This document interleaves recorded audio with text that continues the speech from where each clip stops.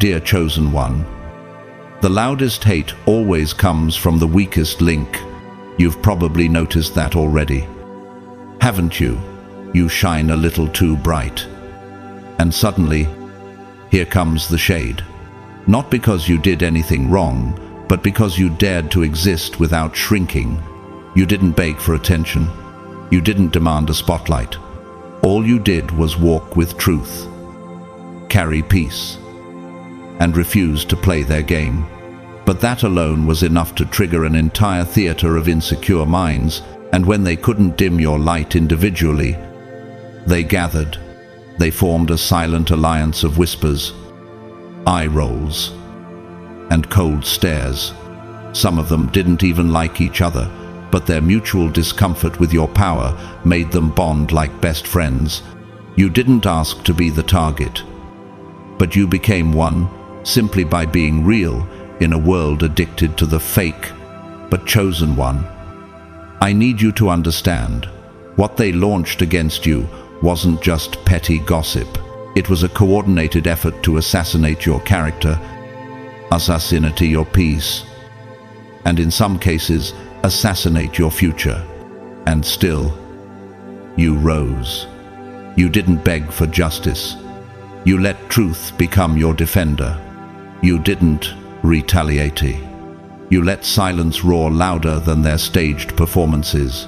And thank you to those who are helping this message spread even further through your support.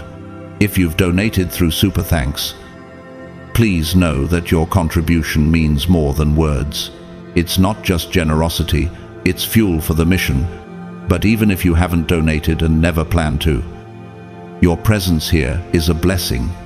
Just by listening, sharing, and standing in truth, you are making a difference. So, here's where we start. Chosen one, this isn't just another story. This is the unveiling of what really went down behind your back and how God flipped the script without you lifting a finger. If you've ever felt that strange heaviness in the room, the side eyes, the unspoken tension, this is your confirmation. You weren't paranoid. You were being spiritually targeted. But what they didn't know is that your anointing comes with a defense system they can't penetrate. Drop a 777-inch. The comments if this resonates. Let's expose this together, truth by truth. Because the verdict is in, and spoiler alert, you already won. God's chosen ones. They all teamed up to destroy you but failed publicly and shamefully. Number one, they had to form an army just to try and touch you and still failed publicly and shamefully. Chosen one. If it really took a whole army to try and take you down, what does that say about your power? What kind of strength must you carry for people who can't even stand each other to unite against a single soul you? Have you ever stopped to ask why it was never a fair fight from the start? Why didn't they confront you one-on-one? Why didn't they speak to you directly? The answer is both simple and divine. They already knew they'd lose. They didn't come with courage. They came with strategy rooted in fear. They couldn't face your truth, so they chose deception. They couldn't match your light, so they gathered in shadows. And you, yes, you stood there, unbothered, as they scrambled like cowards behind masks and whispers. Isn't it funny how people who never even spoke to each other suddenly become best friends when they find a mutual target? That's not friendship. That's fear wrapped in fake loyalty. Just like the Pharisees and Sadducees, two rival sects who couldn't agree on anything, yet suddenly aligned to crucify Jesus, Matthew 27:1. They didn't agree on theology, but they agreed on stopping the truth. And that's what you represent. Chosen one. You carry a truth so undeniable that it forces the fake to unite in desperation. You didn't provoke them. You didn't campaign against them. You simply existed. But your presence alone disrupted their comfort zones. You exposed everything they were pretending to be. Isn't that wild? You weren't even trying. Yet your authenticity made their pretending unbearable. Think about Nelson Mandela. He was just one man, yet the South African apartheid regime had to use the full weight of the military, government, media, and global silence to try and erase him. And even in prison, he grew stronger. That's you. They tried to isolate you, but didn't know isolation was where your spirit multiplies. They didn't whisper because you were weak. They whispered because your truth was deafening. They didn't spread rumors because you were wrong. They did it because they were afraid others would believe you before they could poison the well. They gathered not out of strength, but out of insecurity, because when a soul like yours walks in with divine alignment, it shakes everything built on pretense. Isaiah 54:17 reminds you of something powerful. No weapon formed against you shall prosper, and every tongue which rises against you in judgment you shall condemn. You didn't need to defend yourself. You were already defended by heaven. And yet, they tried anyway. They launched smear campaigns. They recruited allies.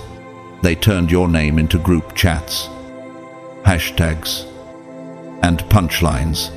But chosen one, what they didn't know is that your name was already sealed in the Lamb's Book of Life. You were never built for popularity. You were built for purpose. And purpose can't be assassinated by gossip. Let's talk about Tyler Perry. He was homeless, sleeping in his car. While people mocked his dream, they laughed, they slandered, they tried to destroy his confidence before the world ever saw his stage plays. And now, he owns one of the largest film studios in the world. What if he had bowed to their noise? Now let me ask you, what lies did they tell about you? How many people heard your name and judged you without even knowing your heart? How many of them clicked like on posts made to bury you while you were privately trying to survive what they joked about? But here's where it gets good.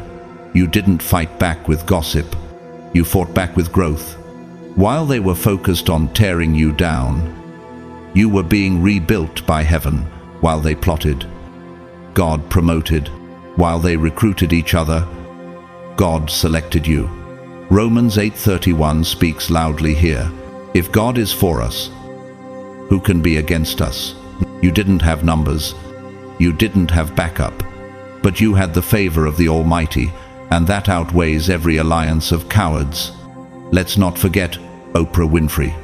She was publicly humiliated, fired from her first job because they said she was unfit for television. The industry whispered, the executives doubted, but God elevated her to become one of the most influential voices of a generation. Sound familiar? They thought your silence meant surrender. But chosen one, you weren't retreating, you were rising. You weren't hiding, you were healing. While they waited for your collapse, you were cocooning into something that would shake the very room you left. They mistook your low season as a loss, not knowing it was your launch pad. Psalm 118:6 says, "The Lord is on my side, I will not fear. What can man do to me?" They did everything they could, and yet you're still here, stronger, wiser, untouchable. Do you understand the level of humiliation they feel now? To gather, slander, and plot only to watch you rise higher than ever. That's divine reversal. That's what happened to Haman in the book of Esther.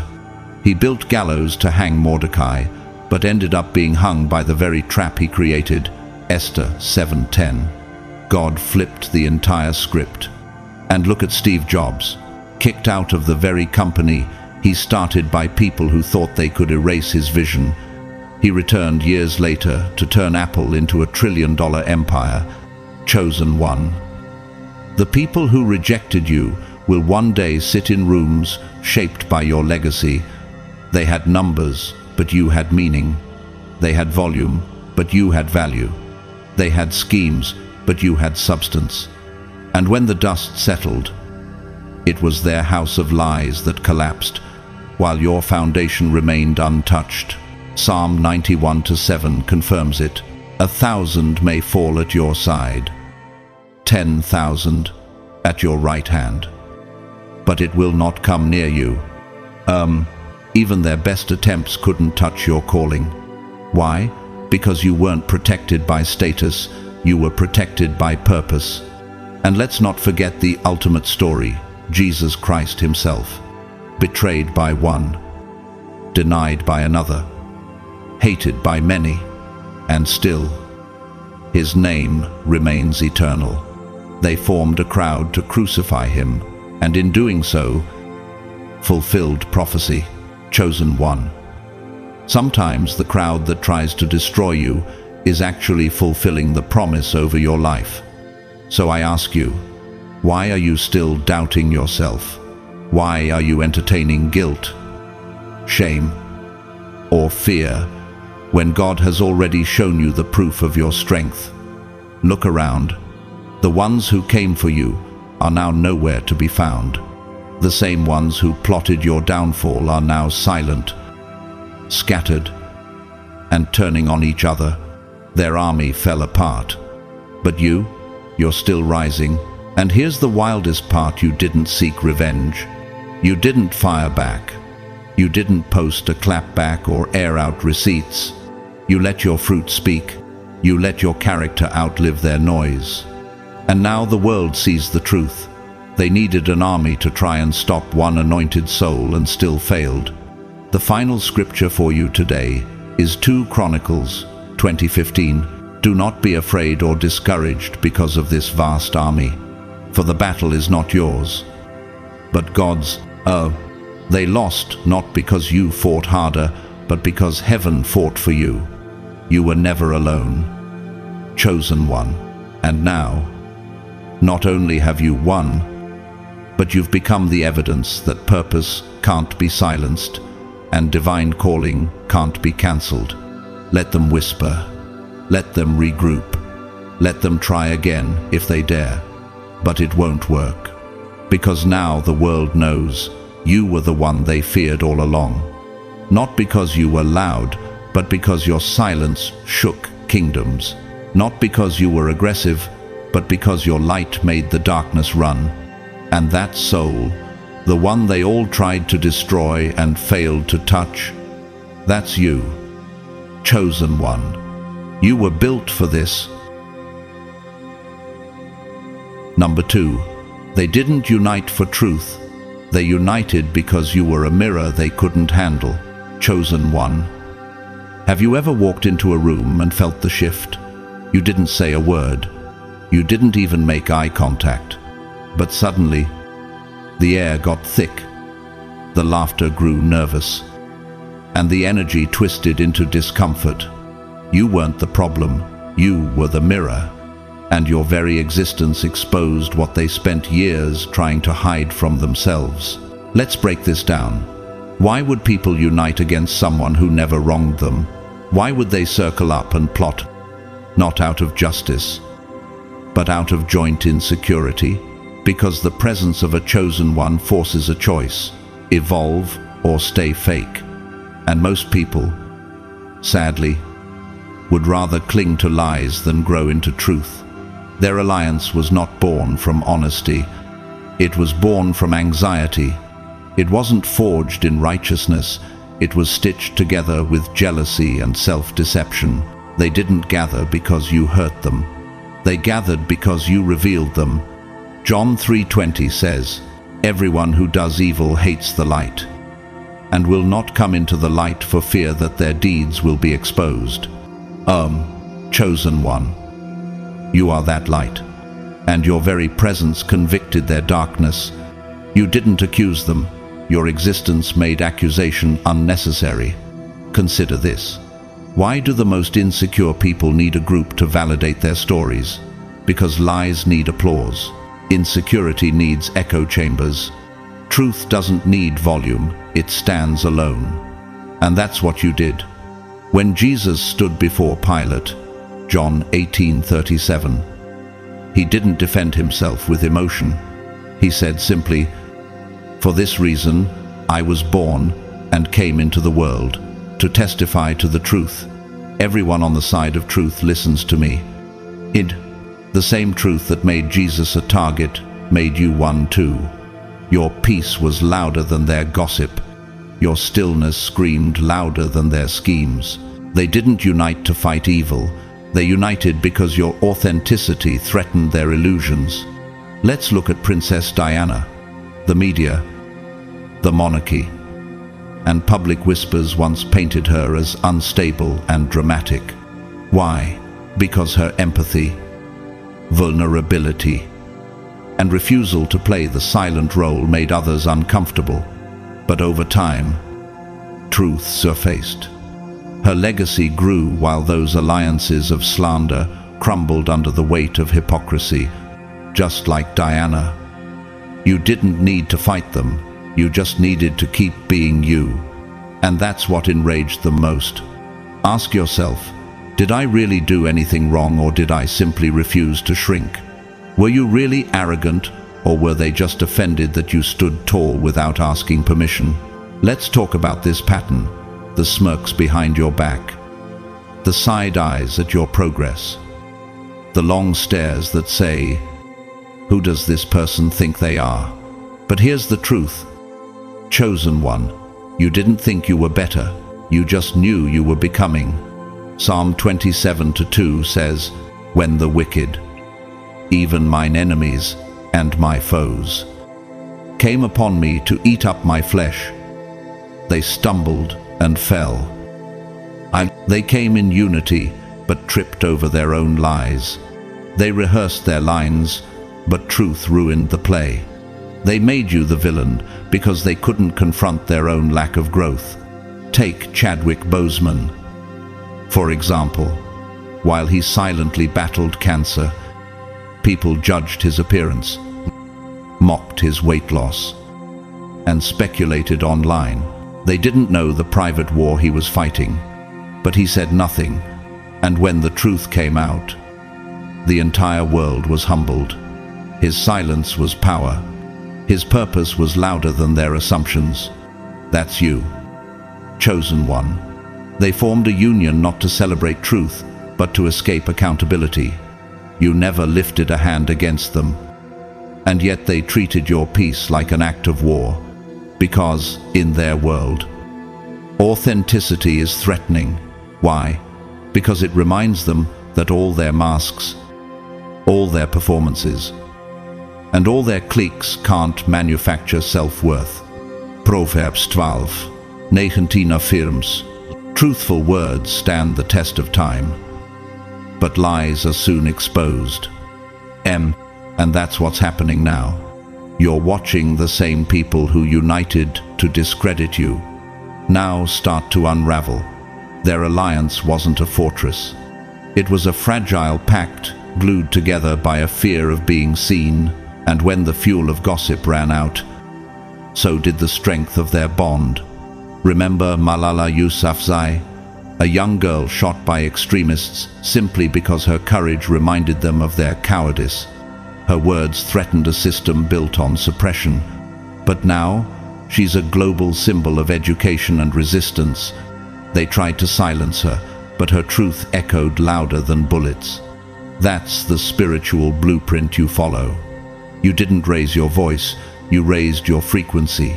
Let me ask again, why did your silence trigger them so deeply? Because in their world, silence means guilt. But in the spiritual realm, silence means strength. You didn't need to clap back. You let time, character, and God's hand speak for you. Romans 12:19 says, "Beloved, never avenge yourselves, but leave it to the wrath of God. For it is written, vengeance is mine.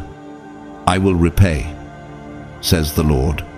Or lo, chosen one, you didn't break them. The truth did. And truth doesn't argue, it unveils. Consider Dave Chappelle. He walked away from a $50 million contract and was labeled crazy. They said he cracked under pressure. But the truth? He walked away because the system around him was toxic. Years later, the same voices mocking him were silent while the world celebrated his integrity. He wasn't losing. He was choosing himself, just like you. The people who twisted your strength into a threat are now dealing with the guilt of their own betrayal. And the ones who once gathered to gossip now sit in awkward silence. Why? Because the bond was never love. It was just mutual resentment hiding behind groupthink. You didn't destroy their unity. Your truth exposed its weakness. Isaiah 41:10 brings peace to your path, so do not fear. For I am with you, do not be dismayed. For I am your God. I will strengthen you and help you. I will uphold you with my righteous right hand. Then God was always holding you, even when the crowd tried to break you. And now, look where you are. You're rising, you're glowing, you're still breathing, moving, thriving, while they're stuck, explaining stories. No one's believing anymore. You were never fueled by applause. You were refined in the silence. While they were building alliances, you were building roots. While they built lies, you built resilience. And now the ground is shaking because no alliance built on gossip can outlast one chosen soul rooted in divine truth. Let them unravel. Let the drama dry up. Let the masks fall. Because one thing will always remain. You were the truth they tried to mute, and you were never going away. You were the mirror they couldn't shatter, the silence they couldn't interpret, the proof they couldn't rewrite. And now, you are the standard, not because you forced it, but because you embodied it. And chosen one, they know it. Number 3, they tried to bury you. Not knowing your roots were in God, not applause. Chosen one. What happens when the clapping stops? What happens when the crowd gets quiet? Most people panic. They shrink. They assume silence means failure. But not you. Because you were never performing. And you certainly weren't performing for them. They thought their cheers were keeping you alive. That their validation was your oxygen. That if they stopped showing up, you'd stop showing out. But they never understood that your glow came from glory, not from gossip, applause, or popularity. You were never rooted in their attention. You were rooted in assignment. Let me ask you something personal. Have you ever noticed how people change when they can no longer control how others see you? They used to clap when you were predictable, when you were small enough to fit into their image. But the moment you started growing, rising, evolving without their supervision, their support vanished. And that's when you found out it wasn't love. It was leverage. Their praise wasn't about lifting you up, it was about keeping you attached.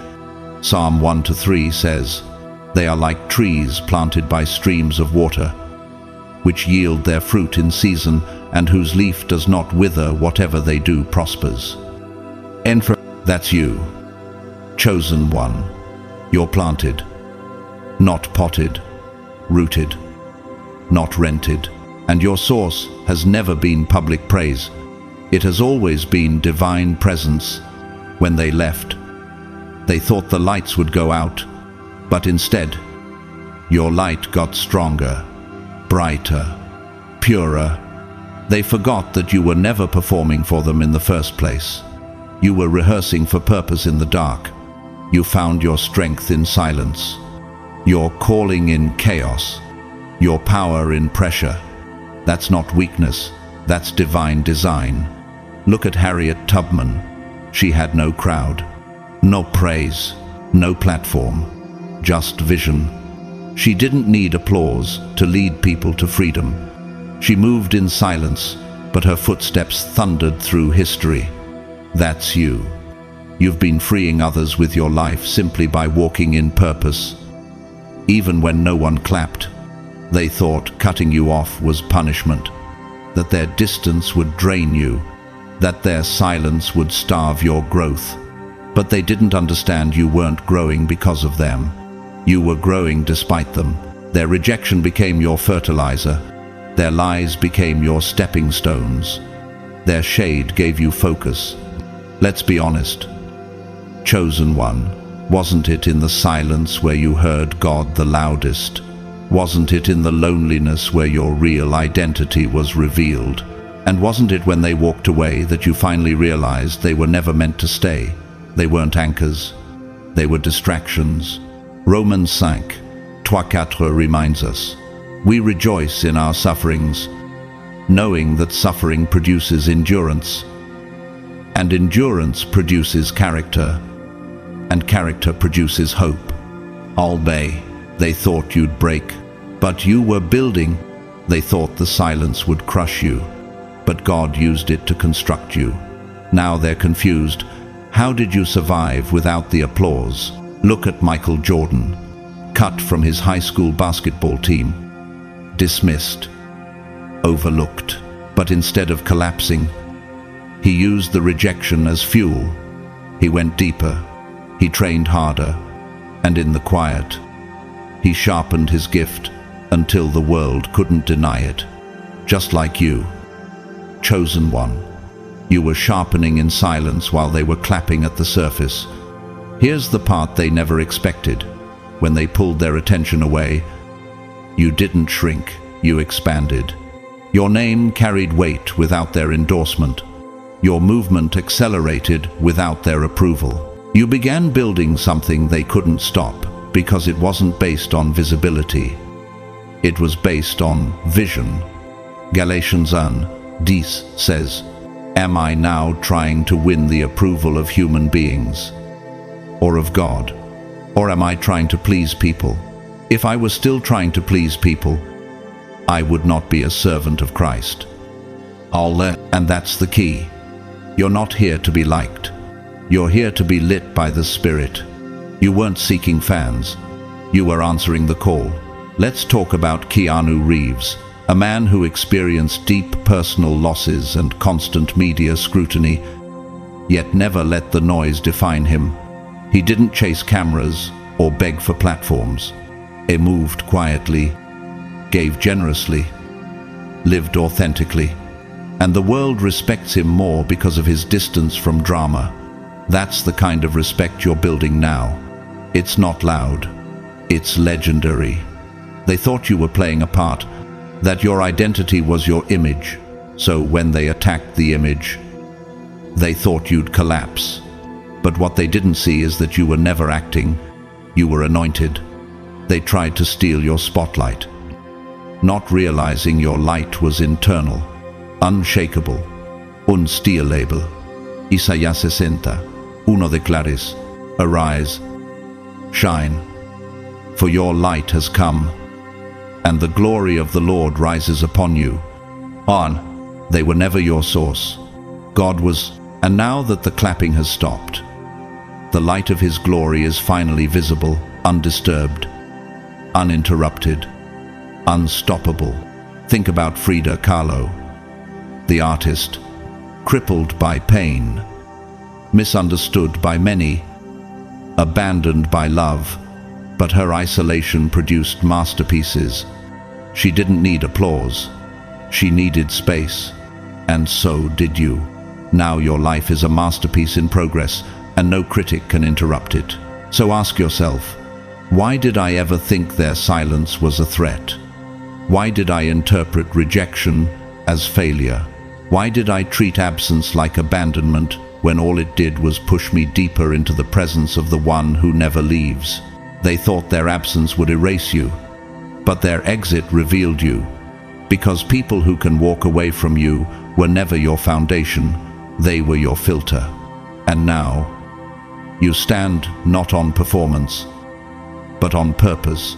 2 Corinthians 4:8-9 says, we are hard-pressed on every side, but not crushed, perplexed, but not in despair, persecuted, but not abandoned, struck down, but not destroyed. Chosen one. They stopped clapping, and still, you rose. They tried to bury you under silence, and still, you bloomed. They underestimated you, and now, they're speechless. Because while they were busy trying to stop your show, they missed the truth. You were never performing. You were evolving. And now, they're watching from the sidelines as you build what they said you'd never start. As you rise into spaces they swore you'd never touch. As you carry favor they can't fake. You became the proof that divine calling doesn't need confirmation, it needs consistency. They tried to kill your momentum, but they forgot. You are not powered by their praise. You're powered by the promise, and that's why you're still rising, still glowing, still becoming, because you, chosen one, are rooted in something they cannot cancel. Number 4. They didn't just fail, they flopped in front of the crowd. And now the whole world knows it. Chosen one. Let's be real, there are quiet failures. And then there are public humiliations. What they experienced, that wasn't just failure. That was collapse on a stage they built themselves. You watched them try to write you out of your own story. They rehearsed the lies. They coordinated the betrayal. They performed with confidence, smirking like the ending was already theirs. But what they didn't realize is that truth always buys a front row seat. And when it shows up, it never whispers. Let me ask you this. What's more painful, to lose in private or to be exposed in public? They didn't just fall. Chosen one. They unraveled in full view. In front of the same crowd they once entertained with false stories about you. They weren't just wrong. They were loud and wrong, and now they have to live with the echo. Proverbs 26:27 says, "Whoever digs a pit will fall into it. If someone rolls a stone, it will roll back on them." That's not just poetic justice. That's divine reversal. The trap they set for you flipped, and now they're the ones gasping for breath under the weight of their own schemes. Do you remember how they strutted? So sure they had the upper hand. They weaponized your silence, twisted your absence, manipulated your peace. They thought if they just spoke with enough confidence, people would believe them. And for a while, it worked. The crowd clapped. The rumors spread. Your name became a headline without context. But guess what? God doesn't let lies live forever. Take Johnny Depp, for example, labeled, shamed, and judged in the court of public opinion for years. Headlines screamed guilt. People formed opinions. But when the evidence came out, the narrative flipped, and the very crowd that once mocked him grew silent.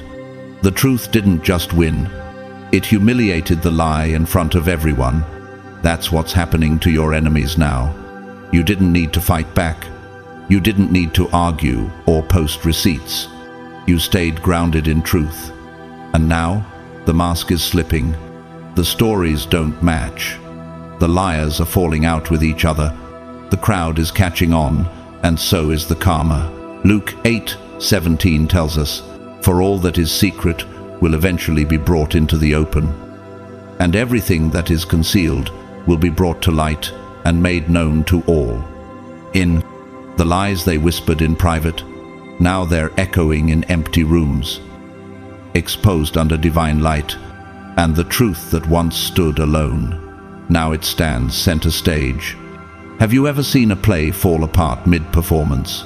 Lines forgotten, actors stumbling, the audience slowly realizing something isn't right. That's what happened to them. They choreographed betrayal like it was Broadway. But the truth turned it into a satire, and they became the punchline. Look at Elizabeth Holmes, the founder of Theranos.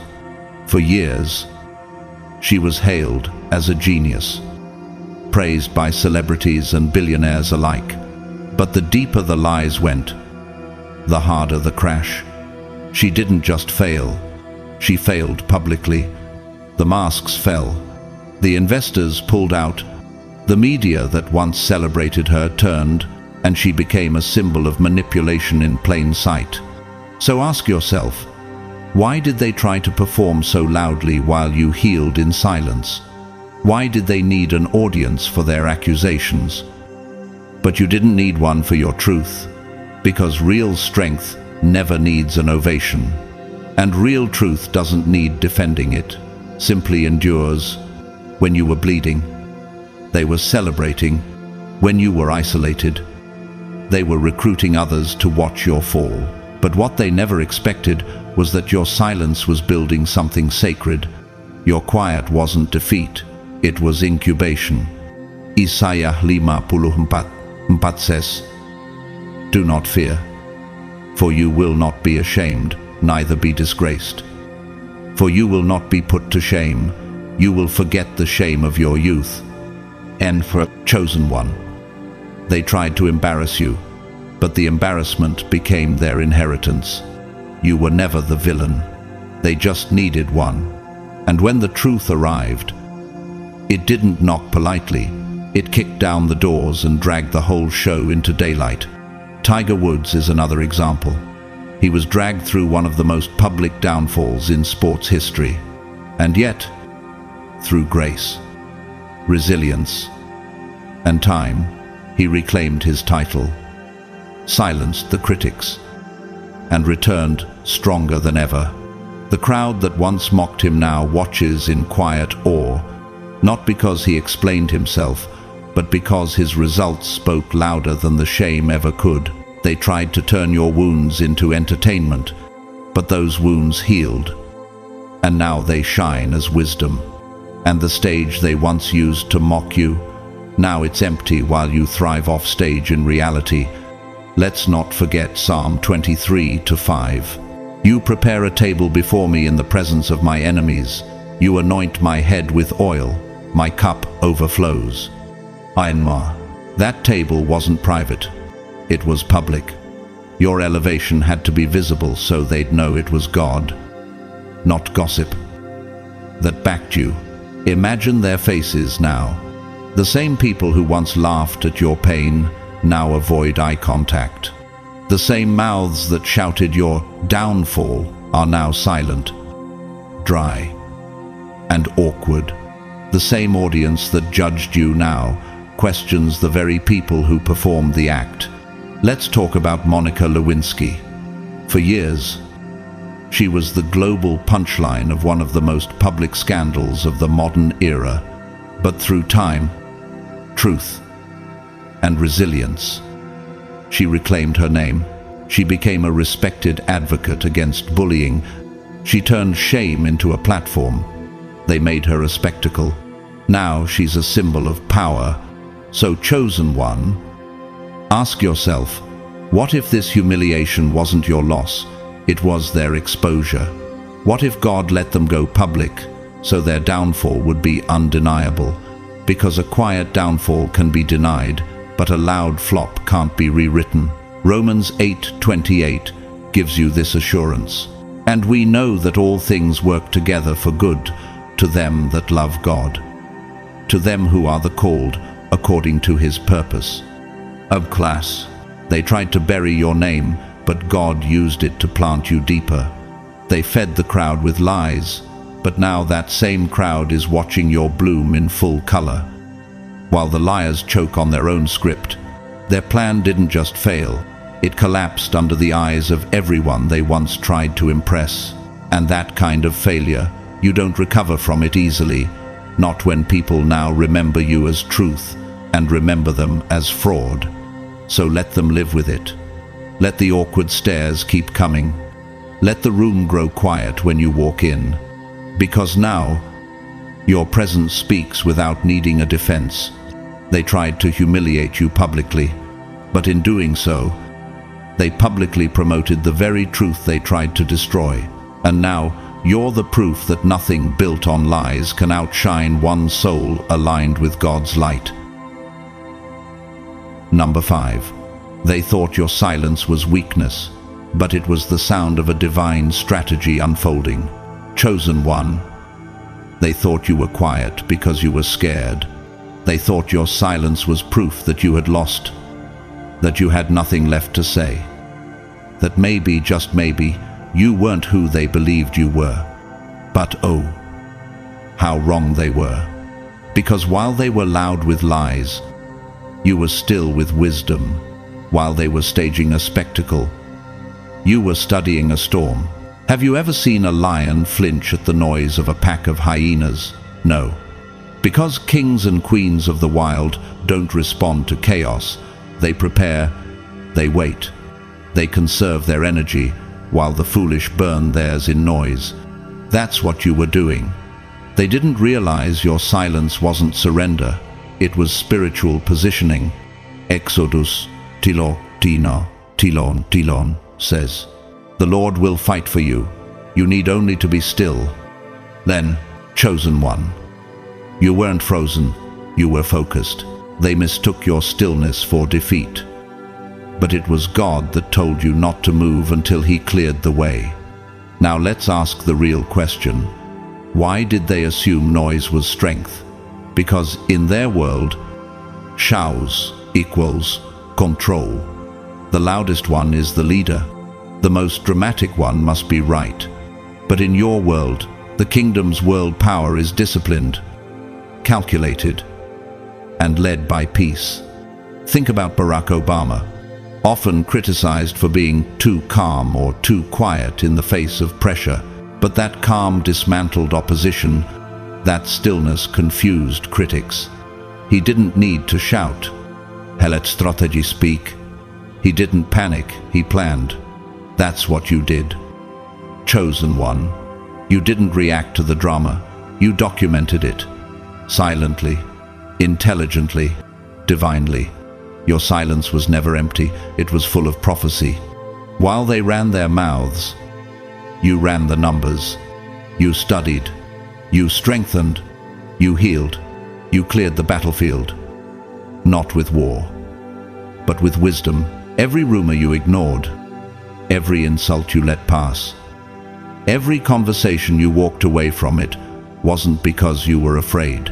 It was because you already saw the collapse coming.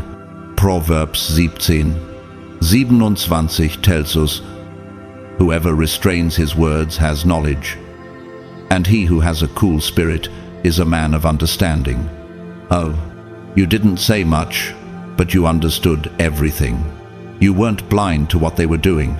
You just didn't feel the need to stoop to their level. Because when you're chosen, retaliation becomes unnecessary. Revelation does the work. Let's look at Beyoncé. Criticized for staying silent during personal attacks and wild media stories. But she let her work, her music, her impact speak volumes. Silence didn't make her small, it made her sovereign. And when she finally did speak, the world listened because she had earned the right to be heard. And so have you. Now, ask yourself, how many battles did I avoid by saying nothing? How many traps did I escape by staying silent? How many lies crumbled because I refused to play their game? That's what they never understood. You weren't retreating. You were rising. And while they shouted over each other trying to be right, you were sharpening your spirit. While they rehearsed their next slander session, you were being refined by God. Isaiah 30:15 says, "This is what the sovereign Lord, the Holy One of Israel, says, only in returning to me and resting in me will you be saved. In quietness and confidence is your strength." Although that quietness became your weapon, that restraint became your roar. Think of Nelson Mandela, imprisoned for 27 years, lied on, forgotten by many, but he didn't fight his captors with screaming. He endured with strength, and when he came out, he didn't just walk free. He walked straight into destiny. He became a president, a global symbol of peace, a man whose silence held more power than 1,000 speeches. And now let's get honest, how many of the people who once dragged your name are now exhausted by their own lies? How many of them are burned out, tired of keeping up with the stories they built? Because you never had to remember a script, you were just living in truth. Eclesiastes 3:7 There is a time to be silent and a time to speak. No, and your silence was timed perfectly, not a moment wasted. Every quiet day was a seed. And now, the harvest is undeniable. Consider Simone Biles, who shocked the world when she chose her mental health over medals. Critics called her weak, but in her silence, in her discipline, she showed the world a deeper kind of strength, one that prioritizes purpose over performance. She returned, stronger and more respected than ever, because true power doesn't panic, it poses, prepares, and then prevails. They didn't understand why you weren't fighting back, why you weren't responding to the shade, why you weren't jumping into the fire. But you knew you don't fight fire with fire when you're made of water, oil, and anointing. You let the flames burn themselves out. Psalm 46:10 reminds you, be still, and know that I am God. You weren't being passive, you were trusting, and that trust became your tower. Now let's look at the aftermath. You're glowing, you're grounded, you're clear, and the same people who shouted for attention, they're whispering in the shadows, wondering how you didn't break. And here's the part that shakes them the most. You never even needed to lift your voice because your peace is louder than their drama. They thought silence was submission, but in your hands, silence became a sword, a shield, and a sanctuary. And now, as the dust settles, it's your stillness that stands tall, unbothered, unbreakable. Unshaken. They shouted, but you stayed silent. They lied, but you stayed still. They tried to provoke you, but you refused to leave the throne God seated you on. And that's why they're haunted by the very thing they once mocked, your calm. Because now, your calm is power, your silence is proof, and your peace, it's the loudest sound in the room. Number 6. They used what was closest to you and still couldn't touch what was rooted in you. Chosen one. The most dangerous attacks never come from strangers. They come from the people you once trusted to hold your soul without cutting it. That's what made this so cruel. This wasn't some anonymous hate from people who didn't know you. This was calculated, personal, designed to strike where it would sting the most. They didn't just try to harm you, they tried to dismantle you. They reached through shared memories, old secrets, and sacred spaces, believing proximity would equal power. But they made one critical mistake. They underestimated how deeply God had rooted you in purpose. Have you ever asked yourself, why would someone so close turn against me? Why would someone who knew my pain try to use it? The answer isn't because you were weak. It's because your light terrified them, because your honesty confronted their illusions, because your healing threatened the control they thought they had. And so they used what they thought was their trump card, your past. But they didn't realize your past had already been redeemed. They tried to play you with stories that no longer defined you. They brought up your scars, not knowing they had become swords. Genesis 50:20 says, "You intended to harm me, but God intended it for good, to accomplish what is now being done, the saving of many lives." Like Joseph, betrayed by brothers who shared his blood, you too have been hurt by those who once shared your heart. But God flipped it. The betrayal became the blueprint, the wound became the weapon, and what they meant for your destruction is now being used to elevate you beyond their reach. They didn't come through the front door. bold, and direct. No. They snuck in through intimacy, through the kind of closeness that disarms you, through memories you thought were safe.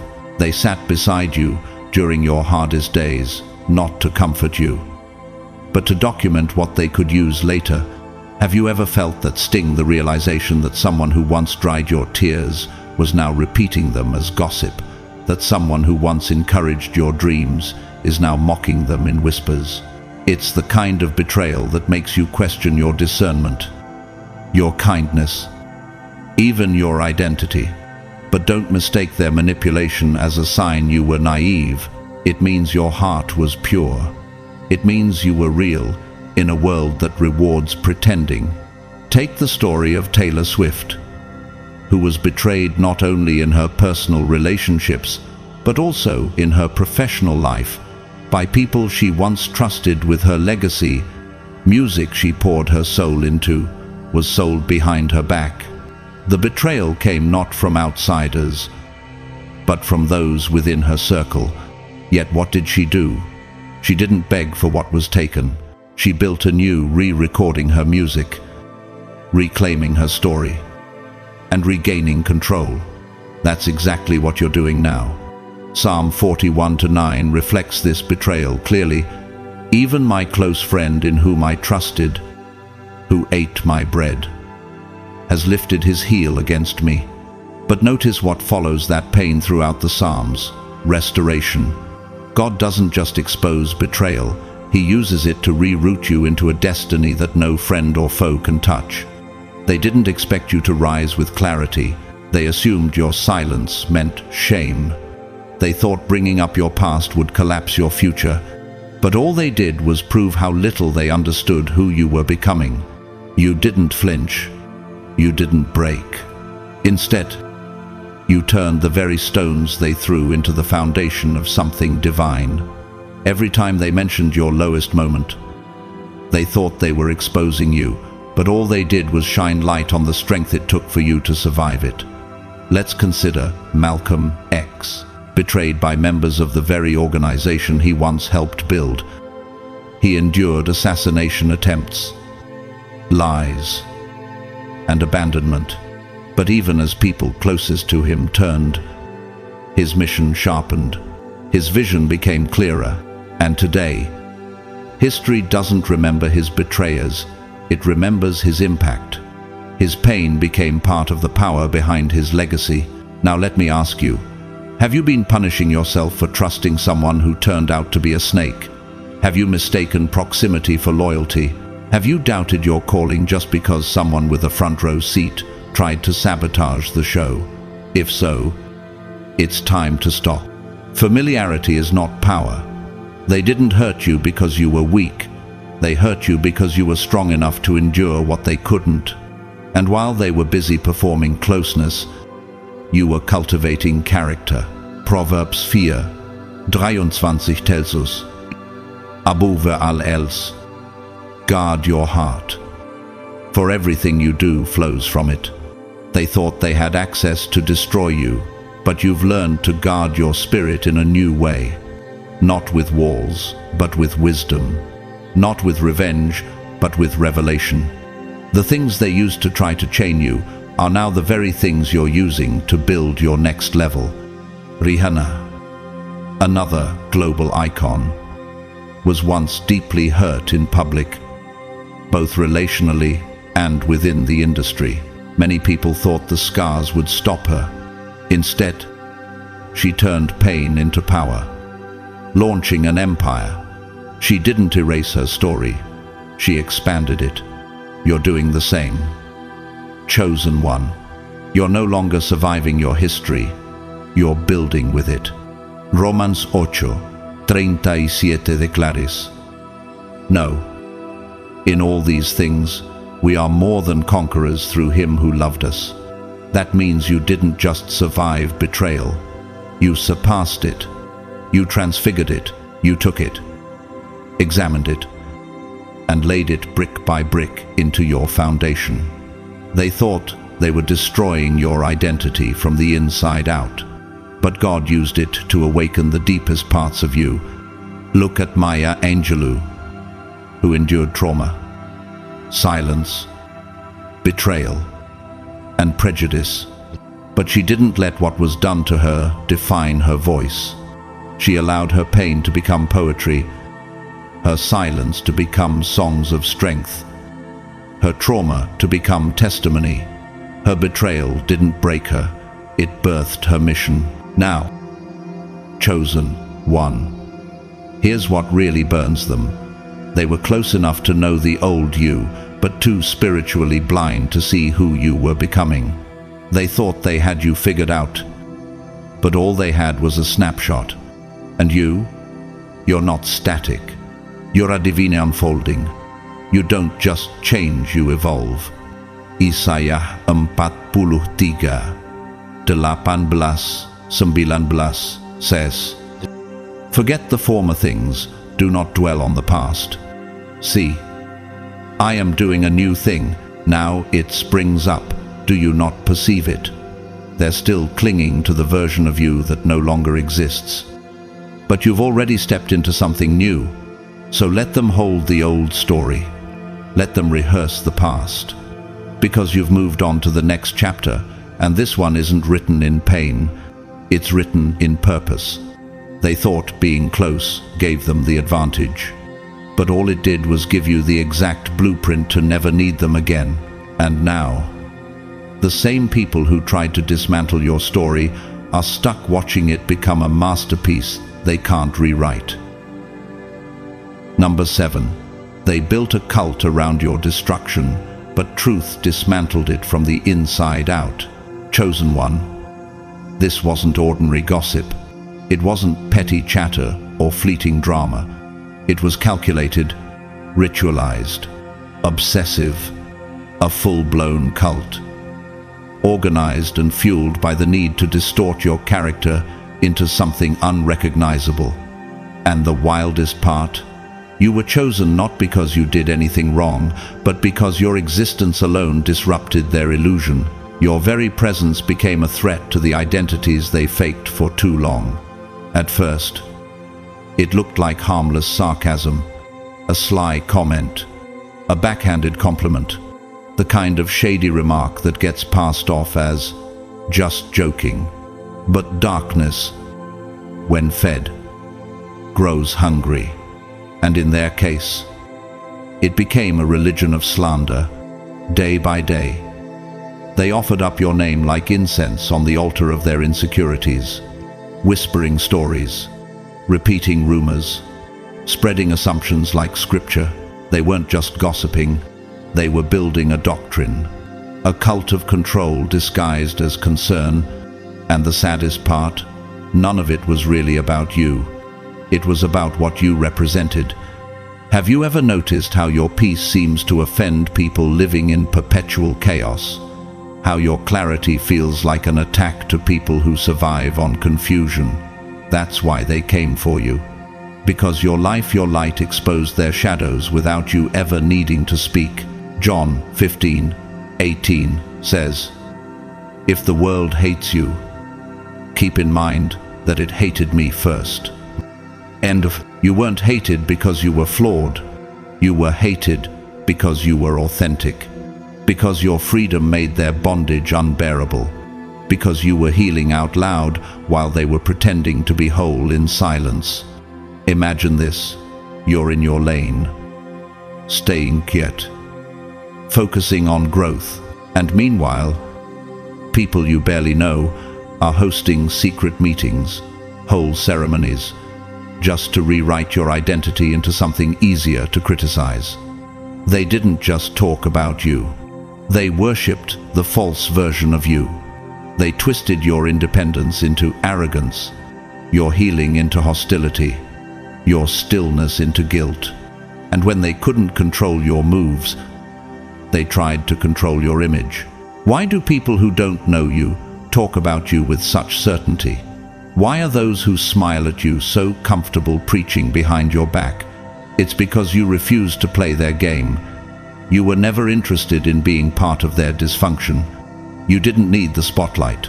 And that, in itself, was a scandal to people addicted to attention. Psalm 31:18 says, "Let their lying lips be silenced, for with pride and contempt they speak arrogantly against the righteous, chosen one." You didn't need to clap back. You didn't need to correct the story, because truth has a timer. And lies always self-destruct when the season shifts. Let's talk about Princess Diana again, a royal who simply wanted to live with heart. But that heart made her a threat to tradition. The public narrative was shaped by those in power. Gossip magazines turned her into spectacle. But over time, truth revealed itself. Her kindness, authenticity, and pain became a symbol of power. The same crowd that once mocked her now mourns her legacy with reverence. That's what's happening with you. The same mouths that once spoke against you are now sealed in silence. The same crowd that clapped for the drama is now watching it collapse. Because what they never expected was that you'd outlive the lie. They had rituals. You had roots. They had stories. You had stability. And when the contradictions became too obvious, even their most loyal followers started asking questions. Wait, didn't they say something different before? Why does the energy feel off now? How do they know so much about someone they barely speak to? 2 Timothy 3 says, "But evil people and impostors will flourish. They will deceive others and will themselves be deceived." Their fake sermons about your life became their own trap, because after a while, their obsession couldn't hide behind justification anymore. It started looking like exactly what it was: envy in religious robes. Think about Meghan Markle, relentlessly attacked in the press, misrepresented by people who had never met her. And yet, she didn't respond with fire. She responded with dignity, with grace, with truth. Eventually, their obsessive narrative collapsed under its own weight, and the public began to see through the cracks. The cult of criticism became a case study in projection. Now, chosen one, let me ask you, why were you so important to them? If you never even asked for their attention, why were people so eager to make you the villain?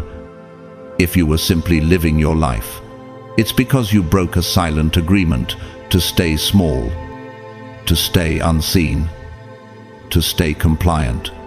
But your presence alone refused to shrink.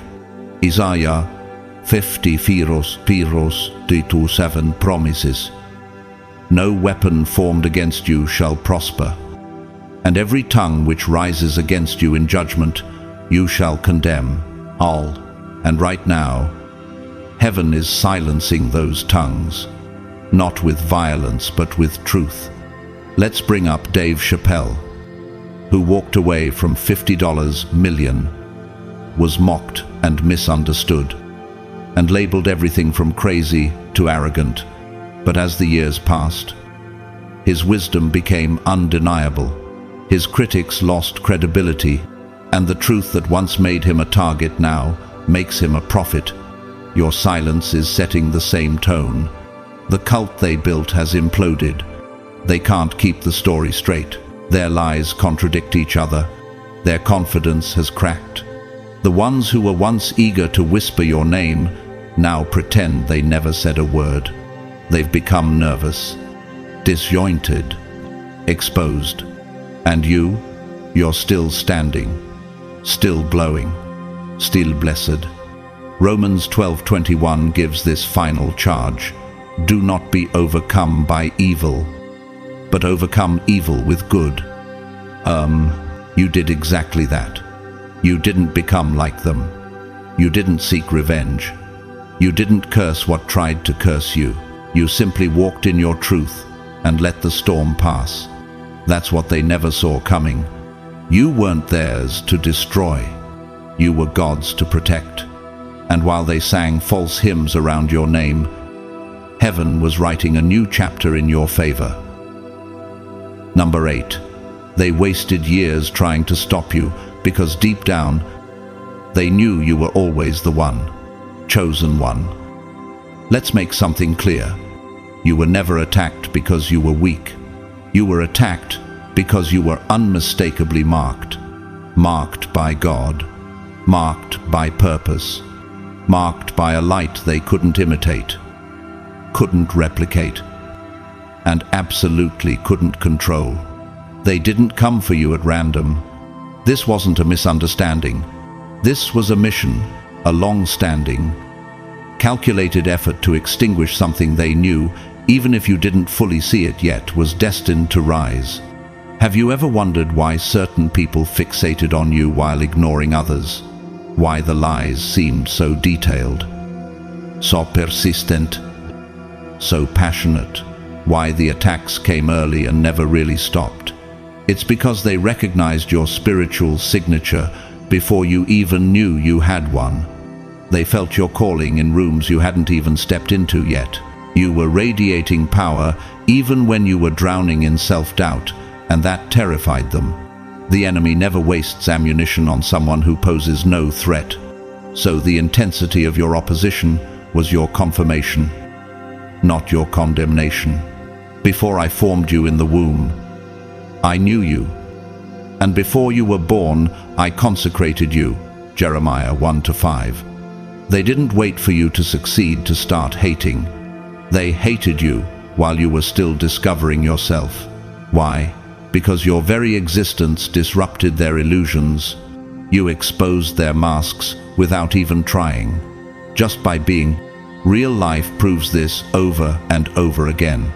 Oprah Winfrey was told she was unfit for television in her early years. Now she's one of the most powerful media figures in the world. Nelson Mandela was locked away for 27 years, yet emerged as a global symbol of peace and reconciliation. Even Jesus, the Messiah himself, was mocked, betrayed, and crucified by those who felt threatened by his power. A power they didn't understand but desperately wanted to silence, and he rose anyway. How many times did they wrap their envy in fake concern? How often did they say, "I'm just being real," when, in reality, they were trying to chip away at your confidence? They tried to kill your momentum before it gained speed. They disguised control as friendship. They masked insecurity as mentorship. But the goal was always the same: shrink you. Keep you from realizing how massive your assignment really is. But here's what they didn't expect. Your silence was never surrender. It was strategy. While they gathered to mock your downfall, you were gathering strength in solitude. While they replayed your past, you were preparing for your future. You weren't breaking down, you were breaking through. Every insult became a weight that built your strength. Every closed door became a classroom. Every lonely night became a refining fire. How did David become king? By defeating Goliath, a battle his own brothers tried to discourage him from fighting. He was overlooked, underestimated, even ridiculed, yet chosen by God to lead a nation. 1 Samuel 16-7. How many of you, chosen ones, have faced battles like this? People closest to you trying to talk you out of your destiny because they could sense you were going somewhere they couldn't follow. Many are the afflictions of the righteous, but the Lord delivers him out of them all. Psalm 34:9. You didn't just survive what they did, you grew from it. And now you're walking in the very purpose they tried to bury. You're rising in public, but the real work happened in private. While they were gossiping, you were growing. While they were plotting, you were planting. And now, the harvest has come. Rihanna's childhood was marred by domestic turmoil and emotional struggle. Yet today, she's not just a global music icon, but a billionaire entrepreneur. Tyler Perry was once homeless and ridiculed for his work, yet his vision gave birth to an empire. Simone Biles, after surviving abuse and public pressure, rose to become one of the greatest gymnasts in history. All of them were underestimated. All of them were too much for the room they were in until they outgrew it entirely. What about you? Do you realize that the very traits they tried to suppress, your voice, your compassion, your boldness, your dreams, were actually the signs of your divine calling? Do you see now that their obsession was really admiration turned sour, that their hate was proof of your spiritual heat? No weapon formed against you shall prosper, and every tongue which rises against you in judgment you shall condemn. Isaiah 54:17. They tried to destroy you with whispers. They hoped shame would silence you, but God made you flame-proof. Every time they tried to burn you, you rose through the ashes stronger. They built narratives. You built nations. They prayed for your failure. Heaven anointed your success. And now, they're left confused, bitter, exhausted, because nothing worked. Not the rumors, not the traps, not the emotional manipulation. They wasted years, and you're still rising. The stone the builders rejected has become the cornerstone. Psalm 122. Even in Hollywood, Keanu Reeves lost people he loved, faced depression, and was labeled strange, yet he remains respected for his humility, resilience, and generosity. He didn't retaliate, he transformed, just like you did. Chosen one. So now the very people who once thought they could break you are forced to watch you bloom. You're thriving not because you escaped the storm, but because you learned how to dance in the rain. You're shining not because it was easy, but because you refused to let the darkness win. And the truth that burns them the most, they were right about you from the beginning. You were the one. You still are the one. And now the world is starting to see what God knew all along. Arise, shine, for your light has come, and the glory of the Lord has risen upon you. Isaiah 61. So here's the question.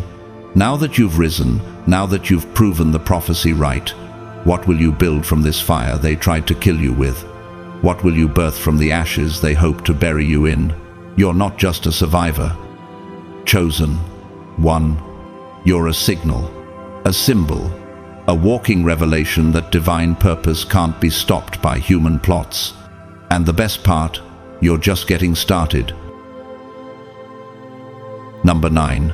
The moment they targeted you, their downfall began. God's chosen ones. Let's make one thing clear right now. Their failure wasn't an accident. It wasn't some shocking twist or unexpected collapse. It was inevitable. The second they made you the target, the countdown to their own destruction began. Not because you were flawless, not because you were invincible in the flesh, but because you were aligned with something eternal, something holy, something untouchable. They thought they were coming after a person, but what they didn't know was they were challenging divine assignment. You were covered before you ever even knew you were chosen. Have you ever wondered why things started falling apart for them so fast? Why people who once seemed powerful suddenly started losing grip? Why every scheme they built around you never stood for long? It's because they didn't just oppose you. They opposed the force backing you. And when people fight against divine order, they don't just lose, they break themselves trying. Touch not mine anointed, and do my prophets no harm. 1 Chronicles 16:22. Chosen one. Their collapse wasn't some karmic coincidence. It was embedded in the contract of your calling. They wrote their own downfall the moment they wrote your name in envy. Think back. Was there ever a time they tried to bury you with gossip? But instead, you grew stronger in silence. Did they ever try to embarrass you? Only for you to walk away with more dignity than ever before. That's not luck. That's legacy unfolding in real time. Let's talk about how they underestimated you. They saw your flaws, your doute, your quiet moments, and they thought that made you weak. But what they missed is that God hides his strongest warriors behind brokenness. That's the camouflage. That's the decoy. While they were laughing, you were being refined. While they were whispering, heaven was writing. Look at Job, mocked, abandoned, misunderstood. People thought his suffering was a sign of God's absence, but it was the exact opposite. He was being tested, and when the trial ended, Job received double for his trouble. What his enemies didn't understand was this: your suffering isn't your end, it's your beginning. It's the activation of the promise. But he knows the way that I take when he has tested me. I will come forth as gold. Job 23:10. Chosen one. How many times did they plot in secret? How many fake alliances did they form just to take you out? Whole group chats, whole smear campaigns. All of it built on the false belief that you were small, that you could be controlled. But you weren't just a person trying to survive. You were a prophecy unfolding. Every betrayal was just another line being fulfilled. They didn't stop your story. They started your next chapter. Let's bring in a real-life example. Harriet Tubman. The enemy tried to erase her existence. She was targeted, hunted, and betrayed. But she didn't just survive. She led hundreds to freedom. The very system that tried to enslave her ended up fearing her name. Sound familiar? When God marks you, oppression only makes you sharper, and the very trap they built for your destruction, that becomes your platform. And here's the deeper truth they couldn't see. You weren't destroyed, you were distilled. Every moment of silence, every season of isolation, every tear in secret, it was refining you, turning your pain into discernment, turning your heartbreak into wisdom. You passed tests they couldn't even recognize. You stood in fire they never would have survived. You grew where others would have crumbled. We are hard-pressed on every side, but not crushed, perplexed, but not in despair, persecuted, but not abandoned, struck down, but not destroyed. 2 Corinthians 4:8, -9. Now here's the part that really stings them. You're still here, not bitter, not broken, but better, elevating, speaking, shining, and everything they feared you would become, that's exactly what you've stepped into. They didn't just fail to destroy you, they became the evidence of your resilience. Your enemies became your marketing team. Your haters became your testimony. Take another example. Howard Schultz, the former CEO of Starbucks, raised in a poor housing project. He was told over and over again that he'd never succeed. Yet, the very people who doubted him watched him build a global empire. Their rejection wasn't a roadblock, it was redirection. He didn't need their validation. He needed their doubt to fuel his determination. The same applies to you. Chosen one. So, let me ask you, what if their betrayal was the very thing that introduced you to your own strength? What if their lies made you find your voice? What if their attacks were the fire God used to forge your spiritual armor? Would you still be mad, or would you say, thank you? Because truly they didn't destroy you. They delivered you. You intended to harm me, but God intended it for good to accomplish what is now being done. The saving of many lives. Genesis 50:20. Chosen one. Remember when they thought your silence meant defeat? Remember when they celebrated your isolation? When they misunderstood your retreat as a breakdown? That wasn't a breakdown, that was a breakout. That was when you outgrew the version of you they thought they could handle. That was the part of your story they never saw coming. And now, They can't unsee your elevation. Look at Malala Yousafzai, shot in the head for standing up for girls' education. Her enemies thought that would silence her forever. Instead, it amplified her voice to the world. She won a Nobel Peace Prize. What was meant to destroy her only accelerated her destiny, just like you. So now they watch from a distance, confused and exhausted. How is this person still rising? They whisper.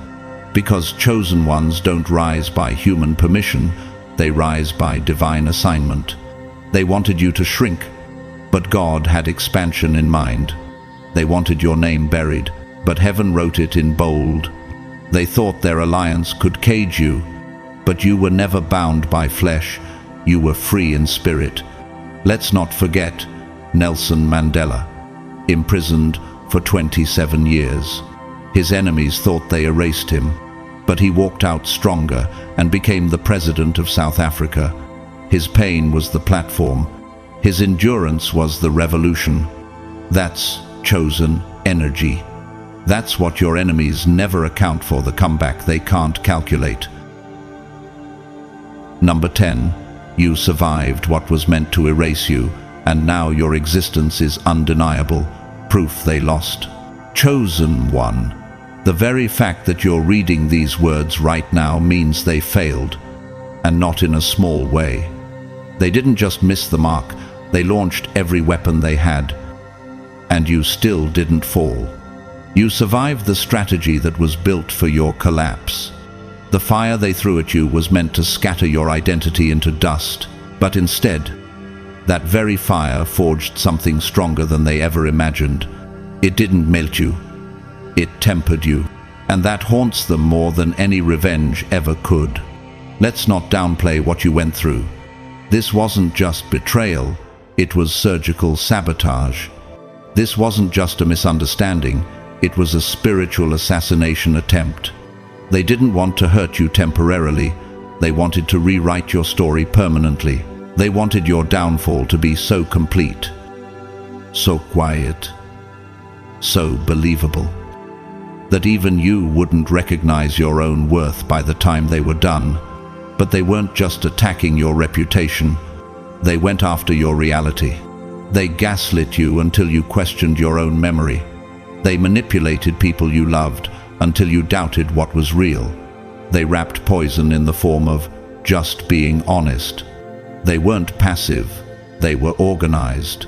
Have you ever asked yourself, why did so many people stay silent while you suffered? Why was the betrayal so specific, so strategic, so customized to your soft spots? Why was it the people who knew your heart the most who weaponized it against you? Why didn't they stop even when they saw you breaking? And most importantly, how are you still here after all of it? The answer is clear: because you're not ordinary. You're a blueprint wrapped in flesh. You carry spiritual DNA that can't be cancelled by lies or crushed by whispers. God did not place his breath in you just for it to be snuffed out by people who never even understood their own worth, let alone yours. And that's why you're still here, because they never had the authority to erase what heaven authored. No weapon formed against you shall prosper, and every tongue which rises against you, in judgment you shall condemn. Isaiah 54:17. Look around. Everything they tried to destroy in you is alive. Stronger, smarter, wiser. They thought the silence would suffocate you, but it taught you to hear God more clearly. They thought isolation would make you lose your mind, but it helped you find your soul. They thought ruining your name would ruin your purpose, but your purpose was never built on their approval. It was built on divine assignment. Just like Malala Yousafzai, they tried to silence her voice with a bullet. But what was meant to end her story became the moment that launched her global mission. Like you, she became living proof that divine purpose cannot be killed by human hate. And remember Nelson Mandela? They caged him for decades, hoping prison would erase his influence. But instead, It gave birth to a revolution and a leader who changed the course of a nation. What they used to break him became his platform for legacy. The same is true for you. The most painful chapters of your life, they're not shame, they're scripture. Every wound became a verse. Every scar became a testimony. And every day you didn't give up became a prophecy fulfilled. The righteous cry out, and the Lord hears and delivers them out of all their troubles. Men, Psalm 34-17. You're not just surviving, you are thriving in front of the very people who planned your demise.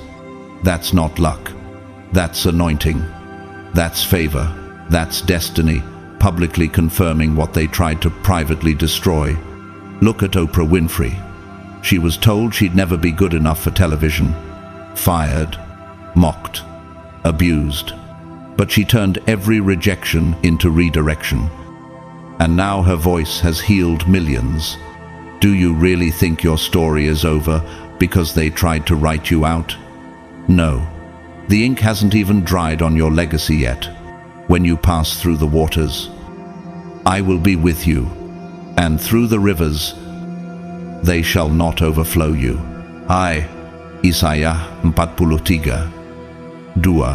What truly burns them isn't that you made it, it's that you made it without their permission. You healed without their apology. You rose without their help. You rebuilt from rubble without making a public scene. And now, every breath you take is a loud reminder. They never had power over you. Let's not forget Bethany Hamilton, the surfer who lost her arm to a shark attack. They thought her career was over, but she came back stronger surfing, winning, inspiring, like her. You didn't let the wound define you. You used it as a reason to fly higher, but the God of all grace, after you have suffered a while, make you perfect, establish, strengthen, settle you. 1 Peter 5:10. This is not about revenge. This is about resilience. You didn't clap back, you climbed higher. You didn't get bitter, you got better. And what they didn't expect was for your silence to be more powerful than their slander. Your existence is the judgment. Your joy is the verdict. Your success is the sentence. And no lie they told can undo what God has built. Even Howard Schultz, former CEO of Starbucks, grew up in the projects poor, invisible, written off. But he turned his struggle into strategy and built an empire. Why? Because rejection doesn't stop purpose. It activates it. What then shall we say to these things? If God is for us, who can be against us? Romans 8:31. Number 11. They thought you were on trial. Turns out, you were the test. They all failed. Chosen one. They watched you like a hawk waiting for your misstep, your mistake, your collapse. They assumed the universe was weighing your soul on a scale while they got to sit back and smirk. But here's the plot twist that wrecked them. You were never the defendant. You were the divine test sent to reveal the truth in them. You weren't being judged. You were the judgment. Your life wasn't under their lens. Their character was under God's. Have you ever wondered why your very presence made them so uneasy even when you were silent? Why did your peace irritate them? Why did your victories make them panic? Could it be because your light made their shadows visible? You didn't have to accuse anyone. Just by breathing with integrity, you disrupted every lie in the room. You were the mirror, and they hated the reflection. You were the standard, and they failed it. Think of Job. He wasn't being punished, he was being proven. And like Job, your test wasn't for you to break. It was to reveal who around you never had faith in the first place. The moment you walked in the room, masks started shifting, smiles began to twitch. Hidden intentions couldn't sit comfortably anymore. It wasn't what you said, it was what you didn't say. You carried truth. And truth naturally convicts anything false. One of the most powerful biblical truths comes from Luke 8:17, quote, "For there is nothing hidden that will not be disclosed, and nothing concealed that will not be known or brought out into the open. You were the unveiling, chosen one, and it shook them." When Princess Diana entered a space, she didn't need to say a word. Her authenticity and grace revealed the coldness of those around her. Her pain uncovered the cruelty of a palace. She wasn't the villain, she was the test, and history saw who failed. And when you didn't fold under pressure, when you didn't retaliate with rage, when you stood firm while they plotted in whispers, something unexplainable happened. Proverbs 26:27 was fulfilled. Whoever digs a pit will fall into it. If someone rolls a stone, it will roll back on them.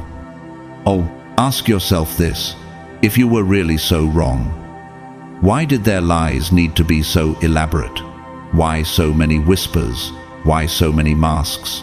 Why so many people involved in a plot against one soul? It wasn't your guilt they were trying to prove. It was their own shame they were trying to bury. Take Malala Yousafzai. Her courage to go to school wasn't an act of rebellion, it was a divine challenge. And the world saw who failed that test when they tried to silence her with bullets. But her voice only grew louder. She was the measure, just like you. Psalm 26:2 says, "Test me, Lord, and try me. Examine my heart and my mind." They thought they were doing the examining, but it was heaven running the audit. And when the results came back, they failed integrity. They failed loyalty. They failed love. They misread your silence as weakness, but it was discernment. They thought you were passive, but you were prophetic. You weren't playing defense. You were standing still, so heaven could show the truth. And now their lies echo louder than ever. Why? Because the universe keeps receipts, and so does God. Nelson Mandela didn't just endure 27 years in prison. He exposed the soul of a corrupt system without shouting. Just by surviving with dignity, he revealed who the true criminals were. James 1:12 reminds us, "Blessed is the one who perseveres under trial, because, having stood the test, that person will receive the crown of life." You weren't the mistake. You were the moment of truth. You were the instrument of exposure. And now they sit in silence, not because you fell, but because they did. You weren't being judged. You were the revelation. And now they know. Number 12. Your peace is their punishment. Your existence is the reminder they can't erase. Chosen one. You didn't fight back the way they expected. You didn't get revenge. You didn't expose them with screenshots, gossip, or rage. No, you healed. You rose. You lived. And in doing so, you delivered the one thing they never prepared for peace. And that, right there, is their deepest punishment. Why does your peace make them so uncomfortable? Why does your smile stir their guilt? Why does your growth trigger their shame? Because they spent months, even years, building an entire reality where you were supposed to fall, where you were supposed to disappear. And now, every time they hear your name, it reminds them of the war they waged and still lost. Isaiah 26:3 says, "You will keep in perfect peace those whose minds are steadfast." Because they trust in you. They assumed you would drown in bitterness, but instead, you found peace that surpasses understanding. And now that peace haunts them more than any punishment could. Whitney Houston's voice was unmatched, but it was her comeback efforts, her standing strong after public collapse, that unsettled those who capitalized on her pain. She didn't even need to say anything. Her resilience was the final note. Your peace, chosen one, is that same unspoken strength. It breaks illusions without making a sound. They see you smiling now, and it ruins their appetite. Why? Because peace doesn't scream, it just radiates, and no one can fake the kind of peace you've earned. It was shaped through betrayal, refined through loneliness, strengthened in silence. You didn't just survive their storm, you built a garden in the wreckage. Romans 12:19 says, "Do not take revenge, my dear friends, but leave room for God's wrath. For it is written, 'It is mine to avenge, I will repay.'" They thought your quiet meant weakness, but it meant divine justice was being scheduled. Look at Simone Biles. She chose peace over performance at the Tokyo Olympics. The world expected her to push through, but her stillness, her refusal to break herself to meet expectations, shouted louder than gold. Her peace was her boundary, and it shook the world. Yours is doing the same. Philippians 4:7 reminds us. And the peace of God, which transcends all understanding, will guard your hearts and your minds in Christ Jesus. That peace isn't cheap, it's priceless, and it's the one thing they can't imitate, because it's not a performance. It's the evidence that God kept you. They're still retelling stories about you, rewriting the script so they don't look as cruel as they were. But peace has made you unreachable. They can't bait you back into war, because you've learned how to win without bloodshed, and that makes their entire strategy fall apart. Fred Rogers, Mr. Rogers once said, "Peace is not the absence of conflict, but the presence of justice." You've become that justice. Every breath you take, every step you make without needing to defend yourself, convicts their soul. Psalm 23:5 says, "You prepare a table before me in the presence of my enemies. You anoint my head with oil, my cup overflows." And right now, chosen one, you are sitting at that table. You are being fed in peace. And those who tried to starve you now watch in silence. So let them talk. Let them fumble with old scripts that no longer match your reality. You don't have to say a word. Your healing has already spoken. Your peace has already sentenced them. And your presence is proof that God's justice doesn't always come with thunder sometimes. It comes with silence. Because chosen one, your peace is holy. And it's the sound of heaven saying, "I already handled it." So beloved, keep shining. Chosen one, not to prove anything, but because your existence is the verdict, and it's final. You won, and so, chosen one. Let this be the final truth they can't outrun. You didn't just survive their plan. You outlived their illusion. They built a lie, and your life shattered it without you lifting a finger. You are the walking proof that grace, silence, and purpose defeat even the loudest hate. Their obsession became their downfall. Your peace became your crown. If this message spoke to your soul, don't keep it to yourself. Share this with someone else who needs the reminder. Let them know they were always the one, even when the world tried to convince them otherwise. Thank you deeply to every single one of you who has walked this journey with me. Whether you've watched silently, commented with encouragement, or shared these words with your friends and family, your support means more than you know. The fact that you're here growing, healing, and choosing light when darkness tried to steal your fire makes all the difference. You are not alone, and your story is sacred. I'm grateful for the time you've taken to listen, reflect, and rise. You being here is already a gift.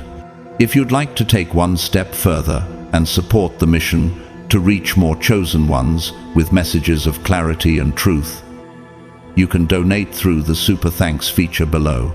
Every offering, big or small, helps continue the work of speaking light into the lives of those walking through dark places. But let me be clear, whether you donate or not, you are seen, you are valued, you are loved. Your presence here is already powerful, and your healing is already a blessing. This message isn't just for those who give financially, it's for every soul brave enough to listen and transform. So I speak this blessing over you now. May the path ahead of you be protected, even when you don't understand where it's leading.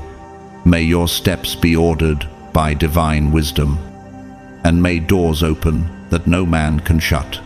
May your peace increase, your enemies scatter, and your spirit rise higher than every lie ever told about you. May your joy become your compass, and your silence become your strength. May you never again doubt who you are, why you were chosen, and what you carry. And may you finally embrace this. The verdict is already in. You are not just enough, you are destined.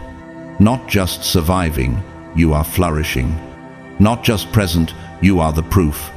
God bless you, chosen one. And never forget, you were always the one